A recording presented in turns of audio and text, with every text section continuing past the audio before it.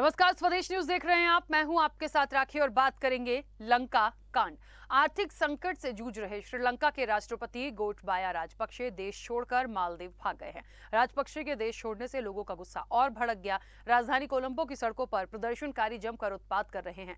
लोगों के उग्र प्रदर्शन को देखते हुए प्रधानमंत्री रानिल विक्रमसिंघे ने इमरजेंसी का ऐलान किया है। हजारों की तादाद में लोग संसद भवन की तरफ मार्च कर रहे हैं। कई जगहों पर पुलिस और प्रदर्शनकारियों में हिंसक झड़प हुई है। इस वजह से पुलिस को बल प्रयोग करना पड़ा। वहीं दो गुट भी आपस में भिड़ गए हैं। श्रीलंकाई एयरफोर्स मीडिया डायरेक्टर ने कहा कि राष्ट्रपति गोटबाया राजपक्षे, फर्स्ट लेडी और दो बॉडीगार्ड्स को मालदीव जाने के लिए रक्षा मंत्रालय से इमिग्रेशन, कस्टम और बाकी कानूनों को लेकर पूरी अनुमति दी गई थी। गोटबाया राजपक्षे ने इस्तीफा देने से पहले शर्त रखी थी कि उन्हें देश से बाहर जाने दिया जाए। इसके कुछ घंटे बाद ही उनके देश छोड़ने की खबरें सामने आई। ऐसे में अब सवाल उठता है कि गोटबाया भागे या भगाए गए। राजपक्षे ने 12 जुलाई को अपने इस्तीफे पर हस्ताक्षर कर सीनियर अधिकारी को सौंप दिया था। अब सवाल ये उठता है कि आखिर श्रीलंका के ऐसे हालात बने क्यों और अब श्रीलंका का क्या होगा और कैसे फिर से आम जनजीवन पटरी पर आएगा और भारत क्या कुछ अपनी भूमिका निभाएगा। इसी पर हम इस चर्चा को आगे बढ़ाएंगे। देखिए, वाकई में जो कुछ भी श्रीलंका में चल रहा है, स्थितियां जो बिगड़ी हुई हैं शायद वो धीरे धीरे ही ठीक होंगी, लेकिन इस बीच जो चीजें आ रही हैं, जो तस्वीरें आ रही हैं, वो बहुत सारे सवाल खड़े कर रही हैं। इस चर्चा को मैं आगे बढ़ाऊंगी। मेहमान जुड़े हैं, सबसे पहले आपका परिचय करा दूं। विदेश मामलों के जानकार हैं सौरभ दुबे। सौरभ जी, बहुत स्वागत चर्चा में जुड़ने के लिए।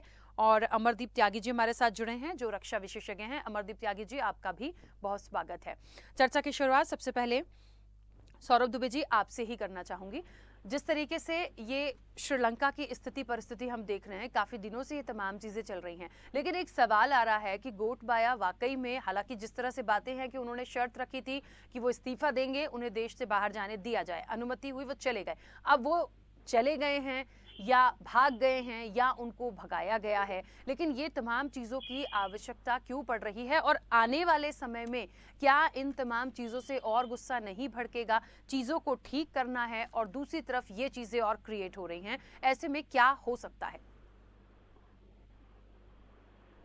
ताकि जो श्रीलंका की आज तस्वीर हमें नजर आ रही है, ये तस्वीर अचानक नहीं बनी है। 6 महीने पहले से इस बात के अंदाजा लगाया जा रहा था कि भविष्य में श्रीलंका में इस तरह की तस्वीर बन सकती है। कोई नीतियों में सुधार नहीं किया गया, कोई ऐसा मुनासिब कदम नहीं उठाया गया जिसके कारण ये तस्वीर बनने से रोकी जा सके। अब आज की डेट में कहाँ चले गए हैं राष्ट्रपति या कहाँ नहीं गए हैं, ये एक अलग सवाल है, क्योंकि स्थितियां आज विकराल रूप धारण कर चुकी हैं।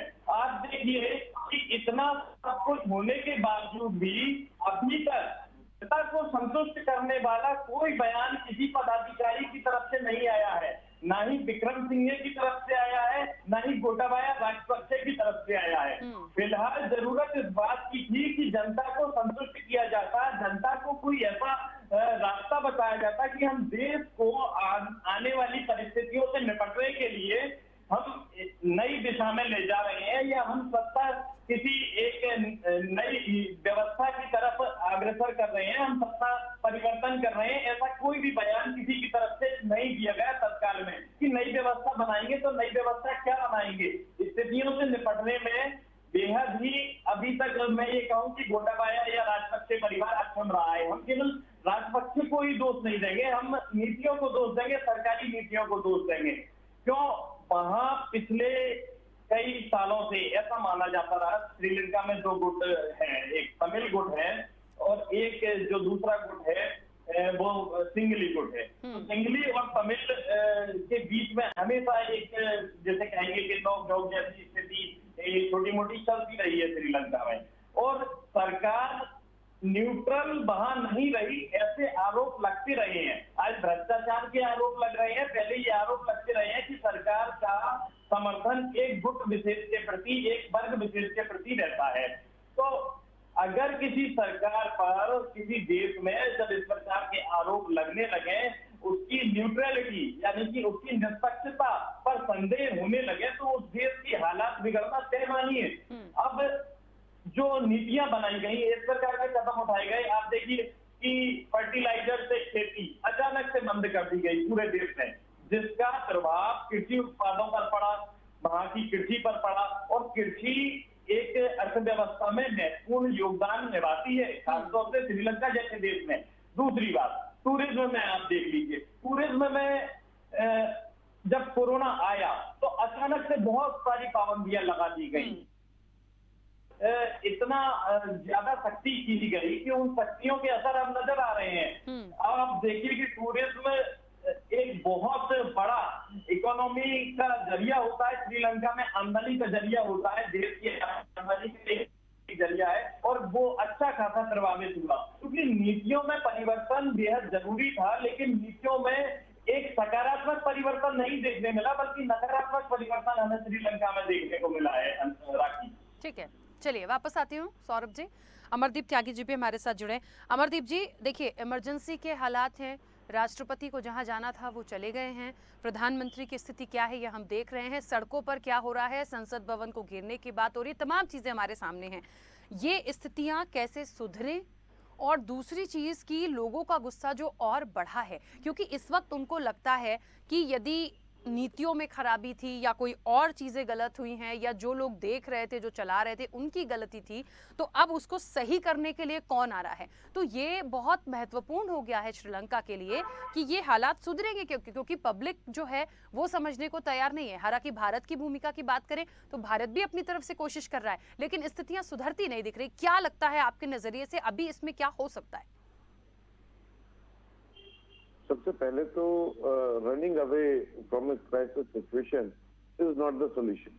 जो वहां के राष्ट्रपति ने किया है कि वहां से छोड़ के भाग जाना, पहले तो उस देश को ऐसी स्थिति में लाके खड़ा कर दिया जहां पर खाने से लेके पेपर, पेट्रोल, डीजल, सबका क्राइसिस।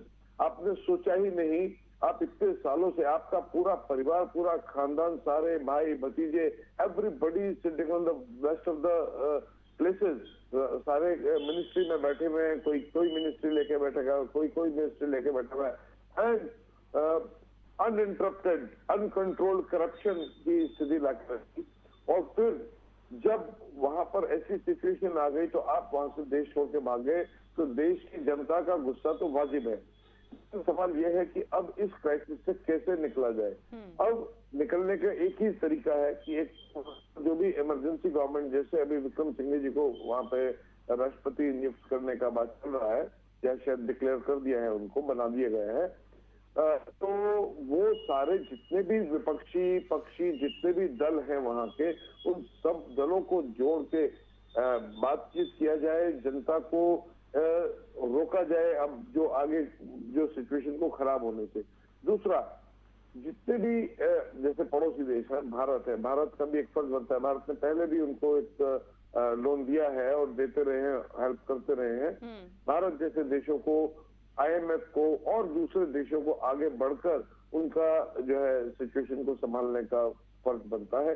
दूसरे, चाइना जैसा देश जिसके वो चंगुल के जो डेप्थ, उनकी जो पॉलिसी है, उसको पहले लोन दे दो और फिर उसको पूरा उस पर कैप्चर करके उसकी जो एक ट्रैप करने की जो पॉलिसी है, उस पॉलिसी से किसी भी तरह इंटरनेशनल एजेंसीज को, इंटरनेशनल ऑर्गेनाइजेशंस को वहां से बाहर निकलने का कोई ना कोई उपाय देना चाहिए, उनको बेल आउट करना चाहिए इस सिचुएशन से। और वहां, क्योंकि it is not only economic crisis and now it is a humanitarian crisis. वहां पे जो आम जनता है, बच्चे हैं, बच्चों की शिक्षा है, बच्चों का खाना पीना है, उस सब का क्राइसिस हो गया है।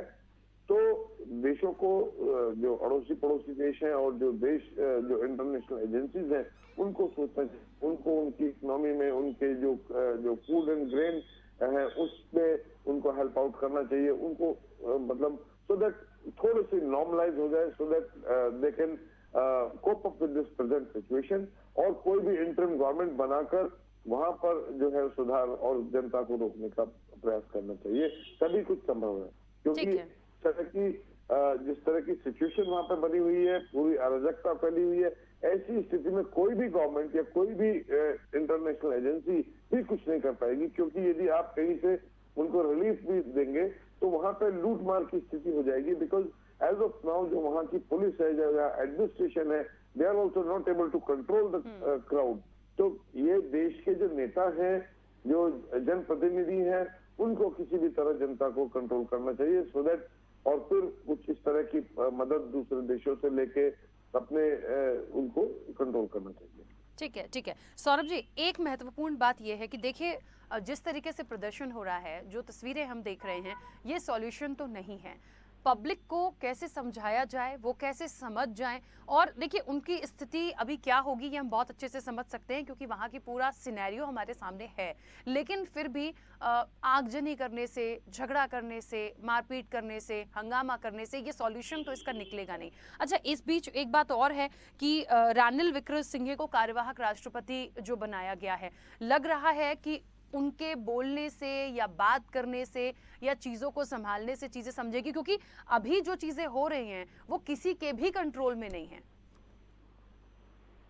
राखी, मैं नहीं मानता कि इस समय जो हालात हैं उनमें विक्रमसिंघे अकेले कुछ कर पाएंगे। इस समय जो स्थितियां बनी हुई हैं वो बेहद ही विकराल स्थितियां हैं। जनता को समझाना इतना आसान नहीं, और जनता कौन? ये वही जनता है, उसी देश की जनता है। एक तरह से कहें कि घर के लोग भी जब स्थितियां खराब हुई तो घर में उत्पात मचाने लगे। और सब हमने देखा है, अफगानिस्तान में हमने देखा है कि कोई दूसरा देश नहीं गया किसी भी प्रकार की कोई बड़ी मदद करने लिए। एक हद तक कोई दूसरा देश आपकी मदद कर सकता है, अंतरराष्ट्रीय संस्थाएं एक हद तक मदद कर सकती हैं, लेकिन उसके आगे कोई कुछ नहीं कर सकता। हर देश के मसले को देशवासियों को ही सुलझाना पड़ेगा, देश के जिम्मेदार पदों पर बैठे लोगों को ही सुलझाना पड़ेगा। और हम ये कहें कि IMF से या किसी से कर्ज लेकर कोई बहुत बड़ा उद्धार किसी देश का होने वाला है, तो कोई बहुत बड़ा उद्धार नहीं होने वाला। तत्काल के संकट को कुछ दिनों के लिए टाला जा सकता है कर्ज लेकर, लेकिन कर्ज की जो ब्याज दरें होती हैं वो भी कम नहीं होती, और कर्ज की ब्याज दरें चुकाना भी श्रीलंका जैसे देश के लिए काफी मुश्किल हो जाएगा।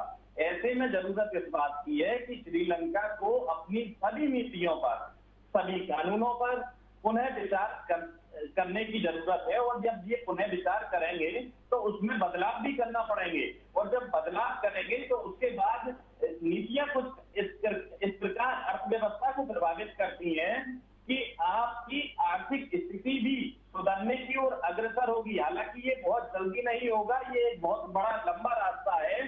जैसे कि आपको कुछ पोर्ट फ्री करने होंगे, आपको अपना एक्सपोर्ट बढ़ाना होगा, इसके अलावा कुछ दूसरे देश के लोगों के लिए आने के लिए विशेष रियायतें देनी होंगी। लोगों को अट्रैक्ट करना होगा कि आप टूरिज्म के क्षेत्र में आप हमारे यहाँ आइए और हमारे यहाँ हम आपको विभिन्न प्रकार की सहूलियतें देंगे। तो ये चीज इतनी आसान नहीं है। तब होगा जब देश में शांति होगी, देश में एक व्यवस्था कायम होगी, कोई अराजकता नहीं होगी। और इसके लिए अभी जरूरी ये है कि जितने भी जिम्मेदार पदों पर बैठे लोग हैं या और पार्टी जो श्रीलंका में है, अभी जिस तरह की खबरें सुनने को मिल रही है कि एक बार और सरकार बन सकती है दोबारा से, और पार्टी संभव है कि मिलजुल कर एक सरकार को चलाएं, देश को चलाएं। तो जरूरी यही है कि सभी मिलजुल कर जो भी जिम्मेदार पदों पर बैठे हैं श्रीलंका में, चाहे सेना के जिम्मेदार पदाधिकारी हो, चाहे कोई छोटे अधिकारी हो, चाहे विभिन्न विभागों में कार्यरत अधिकारी कर्मचारी, और यहाँ तक कि मैं ये कहूंगा कि छोटा सा छोटा आंदोलनकारी भी क्यों ना हो, सबको मिलकर एक व्यवस्था बनानी पड़ेगी। और एक व्यवस्था अगर नहीं बनाएंगे तो स्थिति और भी विकट विकराल हो जाएंगी और लोगों का जीना मुहाल हो जाएगा। अभी जो हालात हैं ये हालात समझ सकते हैं, कोई इतने बहुत ज्यादा बुरे हालात नहीं हुए हैं, फिर भी संभाले जा सकते हैं अगर लोगों को भरोसा दिलाया जाए। लोगों को भरोसा दिलाए जाने की जरूरत है। खास बात यह है कि भारत पड़ोसी देश है और भारत को ऐसे में मदद करना भी जरूरी है। भारत मदद करेगा, लेकिन फिलहाल भारत की तरफ से ये कहा गया है कि समय आने पर, अभी वो स्थितियों पर नजर बनाए हुए हैं और समय आने पर मदद की जाएगी। क्योंकि अगर श्रीलंका हमारे पड़ोस में है, अगर वहां गड़बड़ी होती है, वहां उत्पात होता है, वहां अराजकता होती है, तो जाहिर तौर पर उसका असर हम पर भी पड़ेगा, क्योंकि वहां से लोगों का यहाँ आना शुरू हो जाएगा। क्योंकि जो देश में, अपने देश में जिसकी स्थितियां खराब हैं, वो जाहिर तौर पर रिफ्यूजी की समस्या ऐसी परिस्थितियों में एक बार पैदा हो जाती है। हमने पहले भी बांग्लादेश से रिफ्यूजी की समस्या देखी है कि किस तरह जब वहां स्थितियां बिगड़ी थी तो लोगों के आना शुरू हो गया था। तो हमें भी जरूरत इस बात की है कि अपने आसपास माहौल बेहतर बनाए रखें और दूसरे देश जैसे कि पाकिस्तान है और जिनकी भी अर्थव्यवस्था के बारे में अभी ये आकलन लगाया जा रहा है कि विदेशी मुद्रा भंडार जिन पर कम है, उन्हें भी ये सीख लेने की जरूरत है। खासतौर पर देश चलाने वाले जो जिम्मेदार लोग होते हैं, राष्ट्रपति होते हैं, प्रधानमंत्री होते हैं, इन्हें एक बात ध्यान रखनी चाहिए, वो ये है कि आप देश के सेवक हैं, आप उस जनता के सेवक हैं जिसने आपको चुना है, आप उनके मालिक नहीं हैं। लोगों के जब एक पद पर, कई बार ऐसा देखा गया है कि एक बड़े पद पर पहुंचने के बाद में जो राष्ट्राध्यक्ष होते हैं उनके दिमाग में एक फितूर पैदा हो जाता है, वो ये कि मैं देश का मालिक हूं। तो इन लोगों को ये समझना होगा कि देश के मालिक नहीं है आप देश के एक, ये समझ लीजिए, चुने हुए प्रतिनिधि हैं। आपको ना जनता ने चुना है और जनता जब चाहेगी तो आपको सिंहासन से उतार देगी। श्रीलंका की जनता ने ये सिद्ध किया है कि स्थितियां बिगड़ती हैं तो कैसे हालात हो जाते हैं, क्योंकि जनता ही सर्वोच्च है और लोकतंत्र में जनता से बढ़कर कोई दूसरा नहीं है। ऐसे में श्रीलंका की क्रांति को मैं ये कहूंगा कि ये दबा कुचला वो वर्ग है जो वर्ग एक हद तक प्रभावित हुआ है समस्याओं से।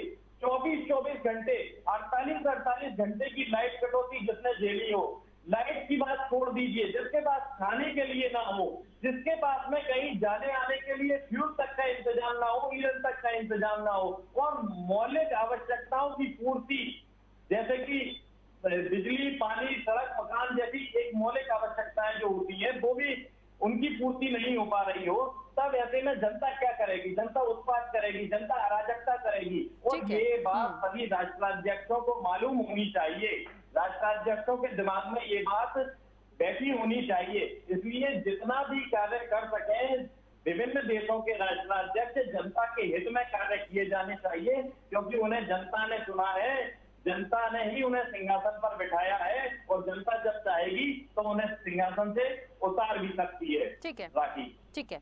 अमरदीप त्यागी जी, मुझे लगता है ये स्थितियां, क्योंकि हम लगातार श्रीलंका को लेकर बातचीत करते हैं, मुझे लगता है एक दिन की तो नहीं है। मुख्य रूप से यदि जिम्मेदार माना जाए तो निश्चित तौर पर जो नीतियां हैं, जो चला रहे हैं, जो देख रहे हैं, एक देश के जो कर्ता धर्ता हैं, उन लोगों की महत्वपूर्ण मुझे लगता है जिम्मेदारी थी। यदि चीज़ें बिगड़ रही थीं या बर्डन आ रहा था या कोई प्रॉब्लम्स आ रही थी या आपको फाइनेंशियली कोई हेल्प चाहिए थी अपने दूसरे पड़ोसी देशों से, तो आप बोलते, बात करते, तमाम चीज़ें होती। आज भी तैयार हैं, पहले भी होते, लेकिन उस गर्त में आप चले गए लेकर कि वहाँ से निकलना मुश्किल हो रहा है। और जब समय आ भी रहा है तो समय ऐसा हो गया है कि आप यहाँ से भागकर कहीं और हैं। तो ऐसे में पब्लिक करे तो करे क्या? मुझे नहीं लगता कि जनता की कोई गलती है। हाँ, हम एक अपील कर सकते हैं, बोल सकते हैं उनसे कि वो इस तरह की चीजें ना करे जिससे और ज्यादा नुकसान हो, लेकिन इस वक्त उनकी स्थिति जो है वो मुझे लगता है कि कहीं ना कहीं जो भी है उच्च सर्वोच्च पद पर,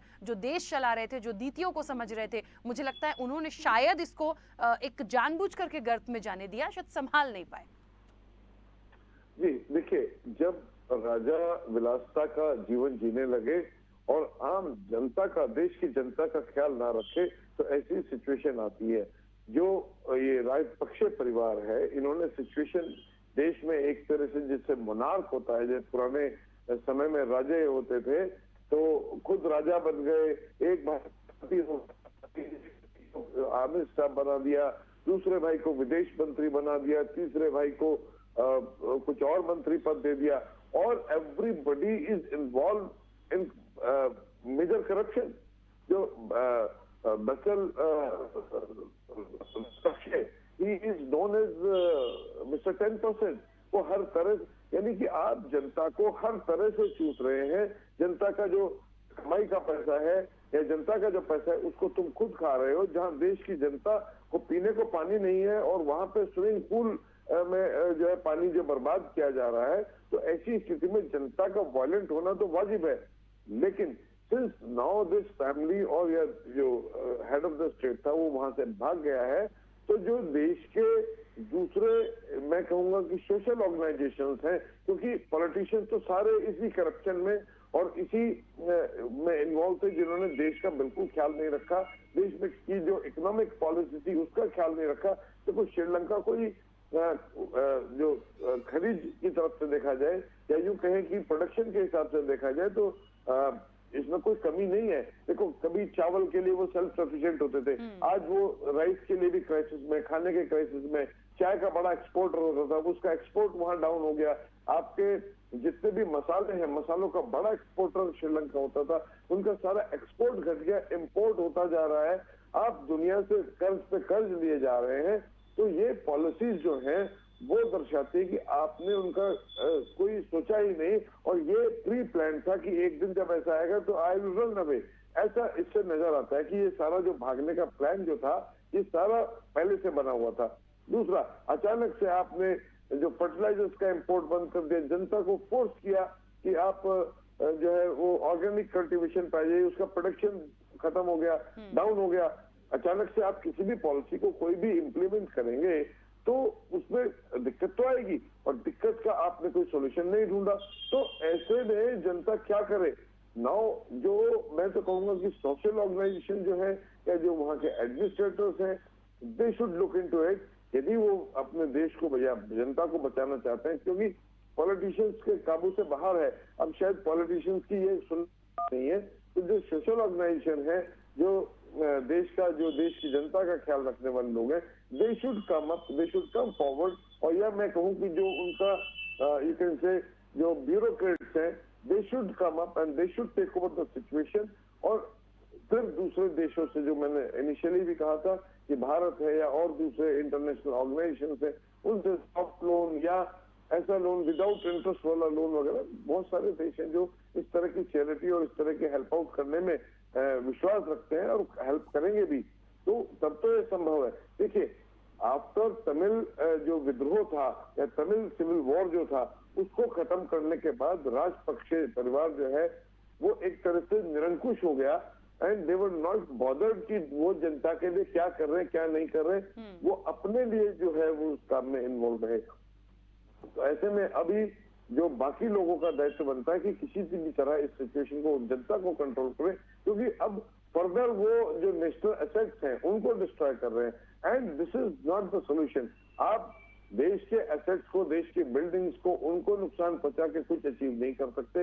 now they should calm down, और फिर से या तो इलेक्शन करा के एक फ्रेश गवर्नमेंट, एक बिल्कुल नए चेहरे लाके उनको सिचुएशन पे बैठाया जाए, जल्दी में बैठाया जाए, और जो अपने जो तरीके हैं उन तरीकों से अपने प्रोडक्शन को बढ़ाया जाए, अपने जो खर्च हैं उनको कंट्रोल किया जाए, तब जाके ये सिचुएशन कंट्रोल आ सकती है।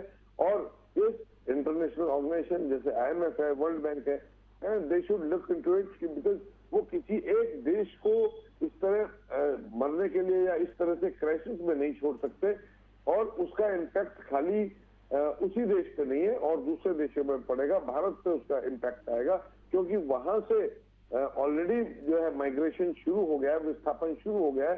They are trying to get into India, because वहां पे जब खाने को ही नहीं है, पीने को पानी नहीं है, तो ऐसी सिचुएशन में 400 रुपए का आधा लीटर दूध वहां पे मिल रहा है, तो वो कैसे वहां पे जिएंगे? या जो चावल की कीमत है वो इतनी बढ़ चुकी है कि it is beyond their capability to purchase.